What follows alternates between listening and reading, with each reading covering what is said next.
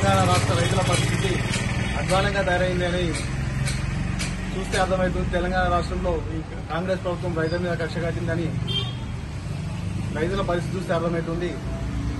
నిన్నటికి నిన్న నర్సంపల్లి గ్రామంలో పంటలు ఎండిపోతున్నాయి, మాకు సాగునీరు కావాలని అధికారులకు, ఇరిగేషన్ అధికారులకు, ఎస్సీకి సంబంధిత అధికారులందరూ కూడా గడిచిన సంవత్సరం నుంచి మా పంటలు ఎండిపోతున్నాయి, మమ్మల్ని కాపాడండి, మా చెరువులోకి నీళ్ళు ఇవ్వండి అని తిరిగి అలసిపోయి కళ్ల ముందు ఆరుగాలం చేసిన పంట ఎండిపోతుంటే చూడలేక రాత్రి మా పంటలకు నీళ్లు కావాలనే ఉద్దేశంతో ఒక 10 మంది రైతులు వెళ్లి కాల్వ ద్వారా నీళ్లు తీసుకునే ప్రయత్నం చేయగా వాళ్ళ 10 మంది రైతులపైన కూడా కేసు కట్టడం జరిగింది ములుగు పోలీస్ స్టేషన్ లో. అంటే రైతు కష్టం ఎట్లుంటుందో రైతు స్వతహాగా రైతు అయితేనే తెలుస్తుంది. రాష్ట్ర ముఖ్యమంత్రి గారికి అవగాహన ఉండాలి.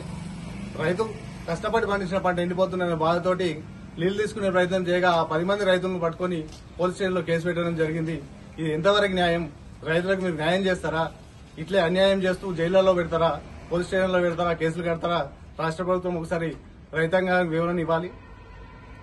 ఇక్కడ ఉన్న రైతులందరూ కూడా అక్కడ చేనులు ఎండిపోతుంటే ఆ బాధ భరించలేక, ఆ బాధ చూడలేక నీళ్ల కోసం అక్కడ కొట్లాడిన రైతులు వీళ్ళందరిపైన కూడా దీంట్లో ఉన్న 10 మంది పైన కేసు కట్టడం జరిగింది ములుగు పోలీస్ స్టేషన్ లో.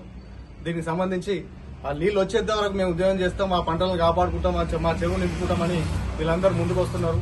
ఈ రైతుల పక్షాన మేమందరం కూడా కొట్లాడి ప్రతి రైతుకు న్యాయం జరిగే విధంగా, ఆ చెరువులోకి నీళ్లు వచ్చే విధంగా కూడా మేము కూడా ప్రయత్నం చేస్తూ రాష్ట్ర ప్రభుత్వానికి కూడా ఈ సందర్భంగా విన్నవించుకుంది ఏంటంటే రైతుల మీద కక్ష కట్టకండి, రైతులను కాపాడండి. రైతులను కాపాడుకుంటేనే మన రాష్ట్ర భవిష్యత్తు ఉంటుంది.